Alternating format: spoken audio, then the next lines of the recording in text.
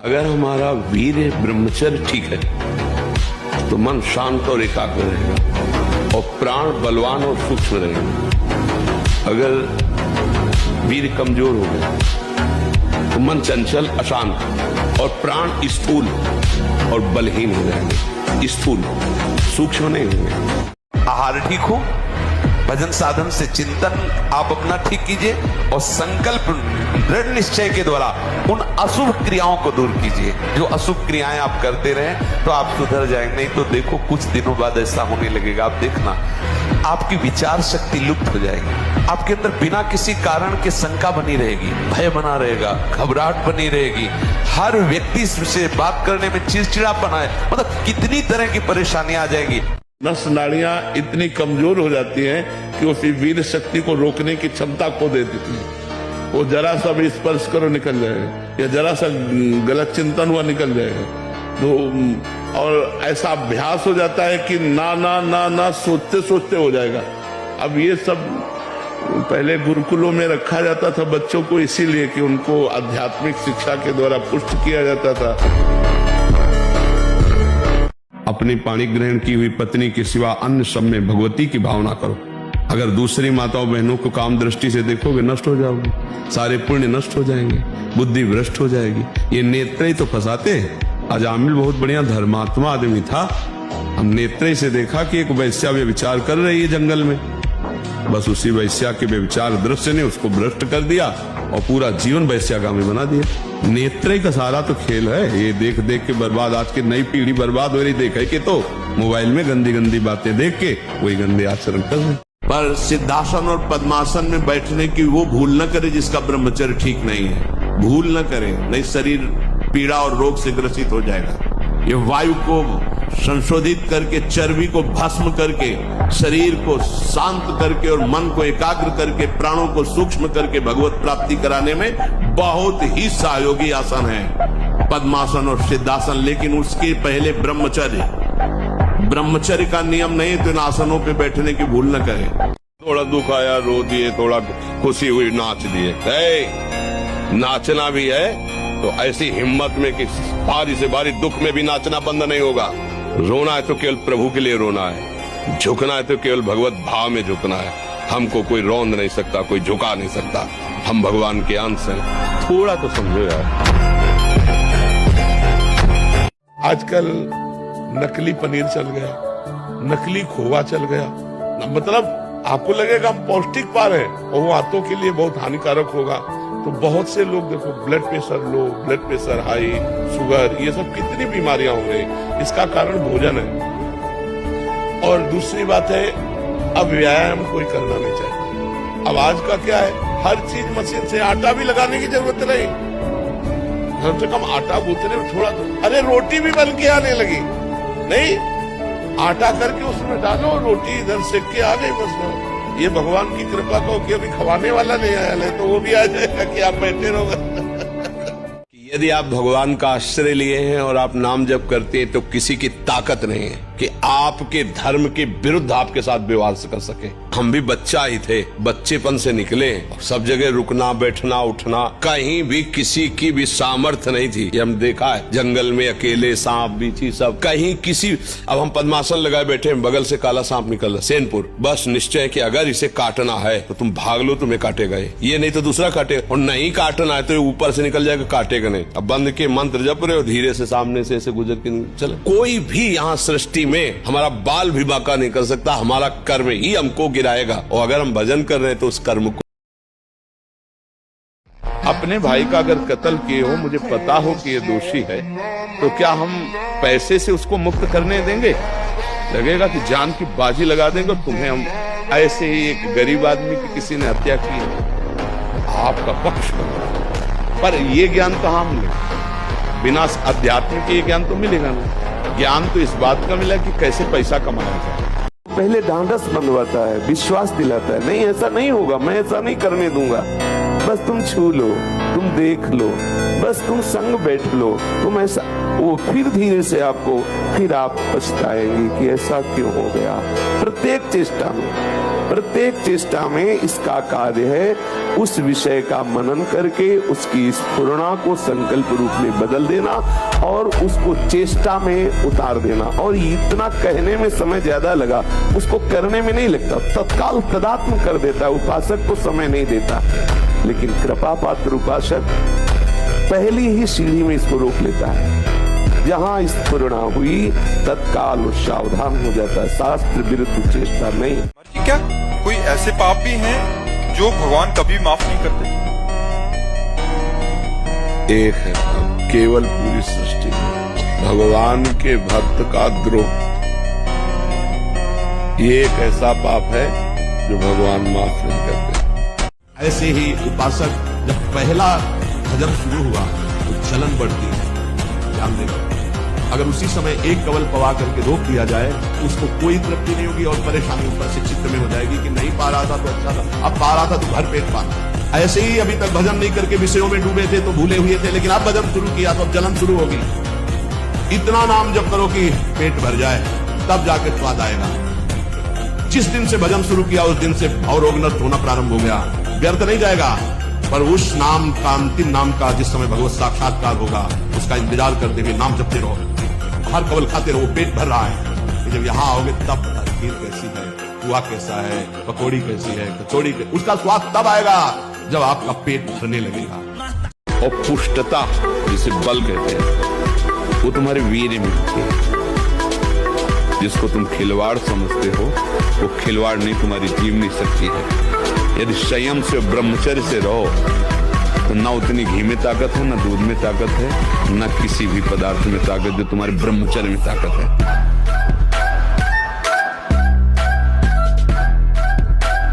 वो तुम्हें नहीं पसंद करती, कोई ना कोई तो पसंद करेगा। यार जाओ, छोड़ो, तुम उसे छोड़ दो, अपनी जिंदगी संभालो, उसको अपनी जिंदगी जीने दो। प्यार का मतलब क्या होता है? अगर तुम हमसे संतुष्ट नहीं हो तो तुम अपनी जहां संतुष्टता होती हो वो जीवन जियो, हम अपना जीवन जी लेंगे। कोई ऐसा पैदा नहीं हुआ कि पल्लू पकड़ ले तुम्हारा, तुम्हें अपमानित करने के लिए कोई पल्लू पकड़ ले, सब पैदा नहीं हुआ। यदि भगवान की भक्ति और सच्चे मार्ग में लगे हो, और अगर भाई पूर्व का पाप या वर्तमान का है तो घुटने टेकना पड़ेगा। कोई क्यों, वो कर्म तुम्हें परास्त कर देगा। इतना भजन करो कि तुम कर्म को परास्त कर दो। तुम कोई पशु थोड़ी हो कि केवल कर्म भोग भोगोगे। तुम ऐसे महान शरीर को प्राप्त किए कि तुम भगवान बन सकते हो, भगवान बन सकते हो। ब्रह्मचर्य, संयम, अगर संयम और ब्रह्मचर्य में तो तुम्हारे अंदर वो बल होगा जो बल मांस खाने से नहीं होगा। मांस खाने से आप चर्बी बढ़ा सकते हो, लेकिन आप संकल्प सिद्ध नहीं हो सकते। पूर्व के ऋषि मुनि ऐसे थे, लेकिन कुछ भी कर सकते थे।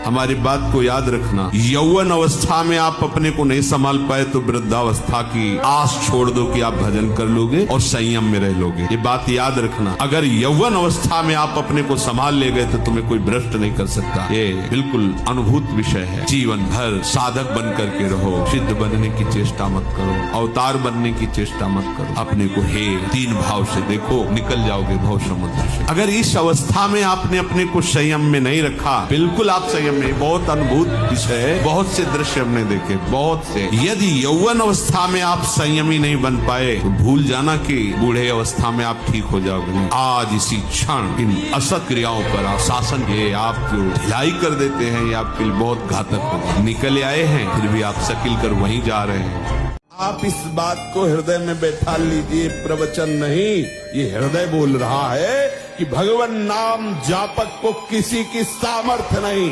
परास्त कर सके। कुछ ऐसे भी व्यायाम करते हैं, ये कोई व्यायाम पैर से बहुत, ये कोई व्यायाम का मतलब पसीना निकले शरीर से। आपके शरीर को पसीना, 1-2 किलोमीटर दौड़िए। अच्छा, बाहर दौड़ने के लिए तो जगह जगह ऐसी सुविधाएं आजकल हो गई हो, रेडीमेड, हाँ उसमें, और ऐसे कुछ साधन है जिनसे करिए। ये भजन है। अगर शरीर स्वस्थ है, पुष्ट है, तो आप भगवत सेवा, देश सेवा सब कर सकते हैं। हमारा अगर 100 नाम जप हो गया है तो 101 से चलेगा अगले जन्म में, 99 से नहीं चलेगा। जिसकी जितनी भजन में स्थिति हो गई है उससे नीचे वो नहीं गिर सकता। देखो, पहली बात तो दुर्गति हो नहीं सकती, नरक जाना नहीं है, स्वर्ग जाना नहीं है, दुर्गति होनी नहीं है। आगे भगवान बताएंगे उसकी गति क्या होगी। उसकी साधना जितनी है वो कभी नष्ट नहीं हो सकती। चाहे जितना बड़ा पाप बन जाए, उस पाप का उसे दंड भोगना पड़ेगा, लेकिन उसकी साधना नष्ट नहीं होगी। ये इस मार्ग का बहुत बड़ा सपोर्ट है। मानो हम दिन भर भजन किया, हमसे शाम की गलती हो गई तो बोले दिन भर का भजन नष्ट हो गया। नहीं, आपका भजन दिन भर का वो है, और जो आपकी गलती हुई वो अलग है। गलती का आपको प्रायश्चित या दंड भोगना पड़ेगा, और भजन आपका सुरक्षित है, वो नीचे नहीं गिरेगा, उसकी साधन सामग्री नष्ट नहीं होगी। ये बहुत हृदय को शीतलता पूर्ण। हमने जो नाम जप किया हमारा सुरक्षित है, नाम जप को कभी नष्ट नहीं होगा। उसका पारमार्थिक उद्देश्य भी नहीं बदलेगा। उसने उद्देश्य बनाया भगवत प्राप्ति, वो उद्देश्य भी उसका नहीं बदलेगा। हाँ, कितने जन्म लगेंगे। कह रहा कोई ऐसा उपाय बता दो जिससे मतलब अंदर से ही आपसे बात हो जाए। हाँ, राधा नाम जप करो। हमारा नंबर है राधा, हमारा फोन नंबर है राधा। राधा नाम जप करो, हमसे बात कर लो। राधा नाम जप करो, इसी से आपको मानसिकता में संबंध हो जाएगा। मानसिक जब हमसे संबंध हो जाएगा तो आपको उत्तर मिलने लगेगा। मैंने खेत में एक चर रहे बछड़े को डंडे से प्रहार किया, वो घायल हो गया, कुत्तों ने उसे जिंदा खा लिया महाराज जी। आपने बचाया नहीं कुत्तों से? मारा तो घायल हो गया होगा, बाद में पता लगा उसको कुत्ते खा गए। उनकी भूख मिटाने के लिए वो चारा चरना चाहते हैं। अब आपकी फसल है ये उनको पता नहीं, उनको इतना पता है मेरा चारा है। तो हमको चाहिए कि हमें हाथ देना चाहिए अपने खेत से बहुत, मारना नहीं चाहिए। भगवान क्षमा कर सकते हैं यदि आप प्रायश्चित ऐसा करें। पूरी मूल भागवत का पाठ पंडित से करवावे और गोपाल शास्त्र नाम पाठ करवावे, और वो सब बछड़े को प्रदान करें और भगवान से क्षमा याचना मांगे। जैसे जैसे आप भगवत मार्ग में आगे बढ़ेंगे तो हो सकता है आप और इंद्रियों को शासन में लेने की चेष्टा करें। हो सकती है इंद्रिया और शासन में आप देखना न चाहे, सुनना न चाहे, बोलना न चाहे, चखना न चाहे, पर भक्ति का परम विरोधी शत्रु ये काम बख्शने वाला नहीं। ये बहुत भयानक शत्रु है काम। जनेन्द्री जन संयोग जन काम। आज आप पुत्र भाव, पत्नी भाव, संसार भाव, तो भगवान ये अनुभव करा रहे हैं संसार भाव। और अभी ये भाव अंदर से निकल जाए, भजन और सत्संग के प्रभाव से भगवत भाव आ जाए, तो तुम पत्नी में देखोगे मुस्कुराते हुए श्री कृष्ण, तुम पुत्र में देखोगे मुस्कुराते हुए श्री कृष्ण। जैसे नामदेव जी ने कुत्ते में देखा भगवान विट्ठल, भूत में देखा भगवान विट्ठल। इतना दृढ़ निश्चय करना है कि मैं मृत्यु को स्वीकार कर सकता हूँ, पर गलत आचरण स्वीकार नहीं कर सकता। मृत्यु आवे मुझे मार जाए वो स्वीकार है, लेकिन मैं गलत आचरण नहीं कर सकता, धर्म विरुद्ध नहीं चल सकता। हमारे पास बहुत बड़ा बल है नाम। राधा राधा राधा राधा राधा संस्कार ही नहीं पड़ने देगा। वो मन तभी रचना रचता है, उसको भी एकाग्रता चाहिए। वो ऐसा नहीं है, वो आपको डांटेगा, क्यों नाम ले रहे हो बार बार, थोड़ा तो हमें चैन से मनोराज्य करने दो। आप उसे चैन मत लेने दो। उसकी कलम चलेगी और आपका नाम उसको मिटाता चला जाएगा। वो बेचारा हार करके नाम की शरण में हो जाएगा। और अगर आप उसको समय दे रहे ना, नाम को छोड़ दिया आपने, समय दे दिया, वो आप बस कैसे तुम्हें बताएं, इतना जलाता है साधकों को, इतना सताता है पूछो मत। बेचारे 20 दिन 1 महीना सही चले और 1 मिनट में फिर गिरा को वहीं खड़ा कर दे, फिर वो जलता है यार क्या करूं, कोई तो मेरा सहयोग करे, फिर चलता है, फिर वो गिरा को वहीं खड़ा कर देता है। वो क्या जाना, जो विषयों को भोगते वो क्या जाने।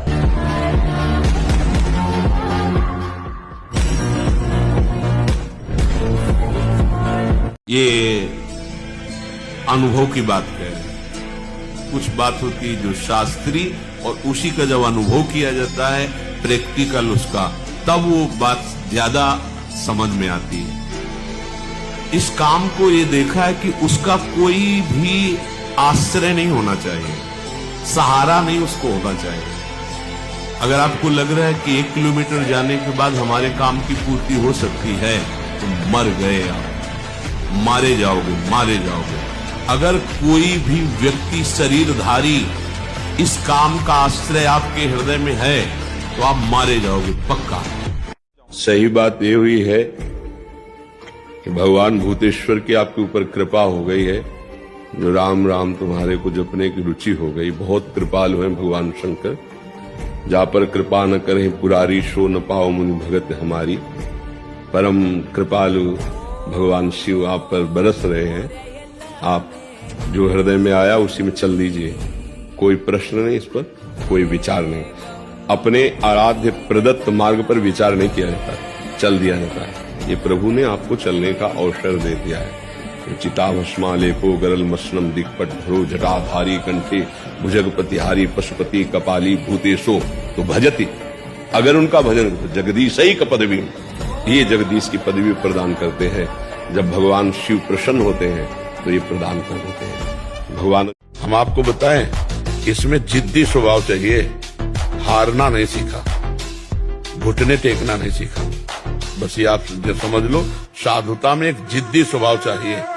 घुटने नहीं टेक सकता, हार नहीं सकता।